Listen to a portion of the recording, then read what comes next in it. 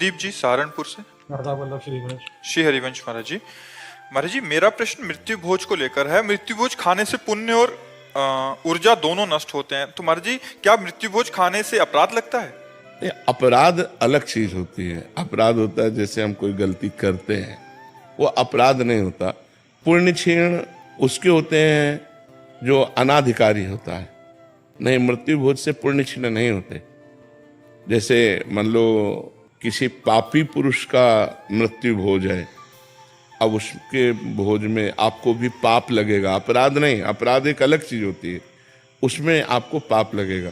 लेकिन नाम जप करता रहा है, वैष्णव है, तो आपके पुण्य बढ़ जाएंगे। उसका भोज पाने से आपके पुण्य बढ़ जाएंगे। और अगर सम ऐसे संसारी आदमी है तो ना पाप बनेगा ना पुण्य बनेगा। समझ पा रहे हैं आप? वो कोई अपराध नहीं है। अपराध जैसे किसी जीव के मांस को खाना, यह अपराध है। या किसी का हिस्सा चुरा लेना फिर उसका भोग करना, ये अपराध के अंतर्गत है। वो अपराध के अंतर्गत नहीं आता है। वो मतलब मृत्यु महोत्सव है। जैसे हम ब्याह महोत्सव मनाते हैं, ऐसे वो मृत्यु महोत्सव मनाया जाता है। तो अगर वो भक्त का है तो जरूर जाके पाना चाहिए। अभक्त का है, पापी पुरुष का है, तो बचना चाहिए। और घर परिवार का है तो सम बात है, वो जाके पा लेने से कोई हानि नहीं होती है, वो कोई अपराध नहीं होता है। लारिका शर्मा जी।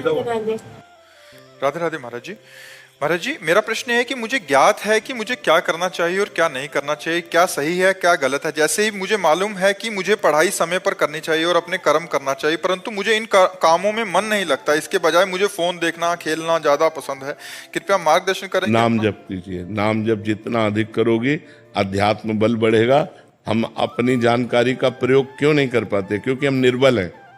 जैसे हम जानते हैं ये नहीं करना चाहिए, पाप कर्म है, ये समाज में भी निषेध है, शास्त्र में भी निषेध है। मन हमारा इसी में लग रहा है, हम उसको नहीं रोक पाते क्योंकि हमारे अंदर अध्यात्म बल नहीं, हमारे अंदर भागवतिक बल नहीं। मन को भागवतिक बल से रोक सकते हैं, संसारिक बल से नहीं। मन को रोकने के लिए भागवतिक बल है। तो गलत आचरणों से रोकना और सही आचरण कराना, इसके लिए हमें भागवतिक बल चाहिए। तो नाम जप कीजिए, अधिक नाम जप कीजिए। और ये जैसे बॉयफ्रेंड गर्लफ्रेंड ये जो चल रहा है आज का नाटक, इससे बचिए।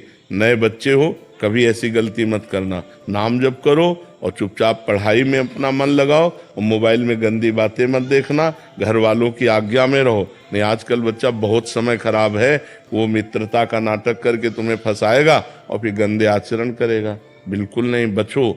अभी जब मतलब भगवान उस योग्य बनाकर ब्याह कर दे तब बात अलग है। तब तक बच्चों को बहुत सावधान रहना चाहिए। ये सब गंदी बातें नहीं करनी चाहिए। बॉयफ्रेंड करना, नशा करना, ये सब बहुत हानिकारक है। छोटे छोटे बच्चों में गंदी बातें आती तो बचे रहना बच्चा इस, ये बहुत बड़ी गंदी बातें हैं। मीनाक्षी जी। श्री हरिवंश महाराज जी। महाराज जी जब भी श्री जी श्रीधाम बुलाती है तो मेरा मन श्रीधाम वृंदावन आने की खुशी से ज्यादा यहाँ से वापस लौटने के कष्ट में होता है। और जो प्रभु के द्वारा दिया गया अभिनय है उसे पूरी तरह से मन नहीं लगा पाती महाराज। नहीं, अभिनय में मन लगाओ। और ये दुख होना अच्छी बात है। धाम छोड़ना, भगवान का नाम छोड़ना, भगवान की रूप लीला छूट जाना, इसमें तो दुख होना चाहिए। पर अपना कर्तव्य भी भगवान की पूजा है।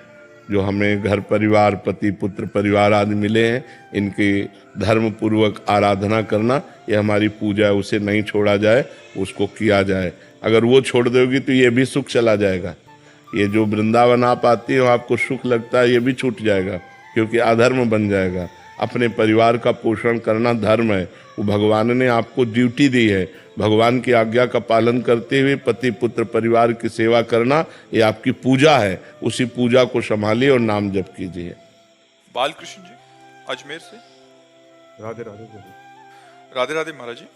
प्रभु जी मैं आपसे कर्म का रहस्य या कर्म सिद्धांत समझना चाहता हूँ। आप कहते हैं कि भगवत प्राप्ति एवं भगवत प्राप्ति के अलावा सब कुछ विधि के विधान के अनुसार ही होगा, या यूं कहें कि सब कुछ तय है जब तक आप भगवान की भक्ति द्वारा उसे बदलने का प्रयास नहीं करते। भगवत प्राप्ति नहीं तय है, भजन नहीं तय है, ये नहीं तय है। ये किसी के भाग्य में नहीं लिखा है। ये हम नया भजन कर्म करके अपने पूर्व प्रारब्ध को मिटाकर भगवत प्राप्ति की रचना करते हैं। मनुष्य जन्म नए भाग्य की रचना के लिए मिला है। ये पूर्व कर्म के आधारित केवल पशुओं की तरह नहीं है। कि पशुओं का जीवन जितना जहाँ जैसा लिखा है वैसे ही होगा, मनुष्य जीवन ऐसा नहीं। हम नया कर्म कर सकते हैं, दो केवल परिणाम हम नहीं बदल सकते, आया हुआ दुख और आया हुआ सुख। पुण्य के कर्म के परिणाम से हमें सुख आएगा, पाप के कर्म परिणाम से हमें दुख आएगा। वो हम अच्छा कर्म कर रहे हैं इस समय, फिर भी हमें दुख भोगना पड़ेगा। बुरा कर्म कर रहे हैं इस समय, अगर पुण्य का चक्र आ गया तो हमको सुख भोगना है। पाप करते हुए भी वो सुख भोग रहा है, पुण्य करते हुए भी वो दुख भोग रहा है, क्योंकि उसका पाप का कर्म फल लग गया। इस समय वो पुण्य कर रहा है तो उसे दुख भोगना पड़ेगा। वो पाप कर्म कर रहा है, पुण्य का योग लग गया, उसे सुख भोगना पड़ेगा। लेकिन भगवत प्राप्ति नहीं भाग्य में लिखी है। इसके लिए हमको कमर कस के पूर्ण प्रयास करके साधना करनी पड़ती है। संसार के भोगों का त्याग, संसार की ममता आसक्ति का त्याग, सांसारिक वासनाओं का त्याग, खूब उपासना के द्वारा जो हमारा मन है उसे पहले डिलीट करना है। गंदी बातें जितनी भरी हैं सब हटानी है, मन को खाली करना है और उसमें भगवान का नाम, भगवान का रूप, भगवान की लीला, भगवान के गुण, भगवान के भक्तों की महिमा ये भरनी है। तो जब मन पवित्र हो जाता है, निर्मल हो जाता है, वो भगवत साक्षात्कार कर लेता है। ये करना पड़ता है, ये भाग्य से नहीं होता, ये करना पड़ता है। महाराज जी कह रहे हैं कि जब प्रभु ने अपने आप से ही अपने आप का सृजन कर रहे हैं, विनाश क्या कर तुम रहे हैं, अपने को ब्रह्म मान रहे हो?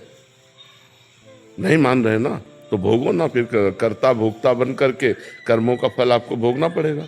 अगर आप ब्रह्म स्वरूप में स्थित हो गए अपने स्वरूप में, तो आपका सब कर्म नष्ट हो। नाम जब से हाँ, खास बात यह है कि हमारा संसार का चिंतन छूटना चाहिए।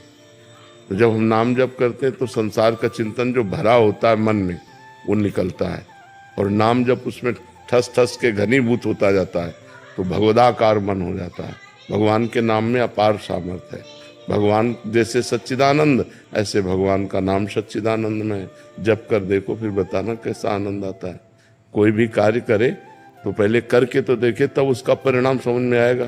केवल अनुमान से भगवान के मार्ग में तो चला नहीं जाता, अनुभव से चला जाता है। ये केवल अनुमान से नहीं चला जाता, अनुभव से चला जाता है।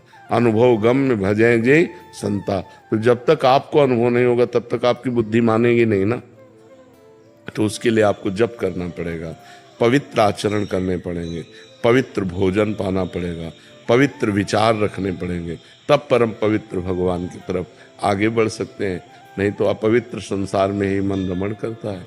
गंदे द्वारों में शरीर के, उन्हीं के भोगों की चिंतन, रुपया का चिंतन, नशे का चिंतन, बस यही सब चल रहा है।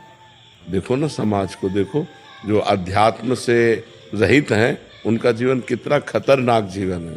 तो प्रभु नाम जब से ये सब छूट जाएगा या कुछ और, मतलब भगवान से प्रार्थना करनी पड़ेगी? ये तो स्वाभाविक, हृदय में जब पवित्रता आती तो बातचीत भगवान